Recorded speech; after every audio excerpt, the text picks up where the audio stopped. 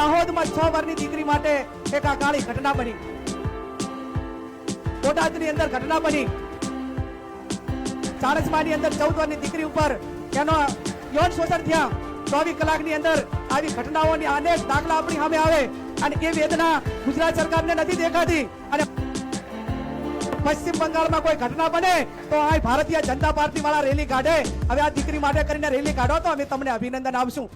નમસ્કાર મિત્રો, વિડીયોમાં તમારું સ્વાગત છે। અત્યારે સોશિયલ મીડિયાની અંદર વિડીયો વાયરલ થઈ રહ્યા છે, ત્યારે જ નેતાઓ પણ અત્યારે આ બાબતે ગુસ્સે ભરાયા છે। મિત્રો, ખરેખર જ્ઞાનીબેન ઠાકોરનો વિડીયો અત્યારે સોશિયલ મીડિયાની અંદર વાયરલ થઈ રહ્યો છે, જે દાહોદની દીકરીને ન્યાય માટે રેલી કાઢો આવું કહી રહ્યા છે। મિત્રો, ભાજપ સરકારને તેઓ પ્રહાર કરી રહ્યા છે। જ્ઞાનીબેન ઠાકોર, ખરેખર જ્ઞાનીબેન ઠાકોર પણ ગુસ્સે ભરાયા છે। આવું જે આચાર્ય દ્વારા કૃત્ય કરવામાં આવ્યું છે, નરાધમ આચાર્ય દ્વારા, તો ખરેખર અત્યારે બધા જ નેતાઓ, આમ કહેવાય કે મિત્રો ભાજપ, કોંગ્રેસ અને આમ આદમી પાર્ટીના તમામ નેતાઓ આ બાબતે અત્યારે ગુસ્સે ભરાયા છે। મિત્રો, આખું ગુજરાત ગુસ્સે ભરાયું છે। આ દીકરીને ન્યાય મળવો જોઈએ, આના માટે અત્યારે સોશિયલ મીડિયાની અંદર વિડીયો પણ વાયરલ થઈ રહ્યા છે। નેતાઓ પણ અત્યારે આ બાબતે માંગ કરી રહ્યા છે કે રેલીઓ કાઢો અને આ દીકરીના પરિવારને, આ દીકરીને ન્યાય માટે ખરેખર ન્યાય મળવો જોઈએ આવું કહી રહ્યા છે।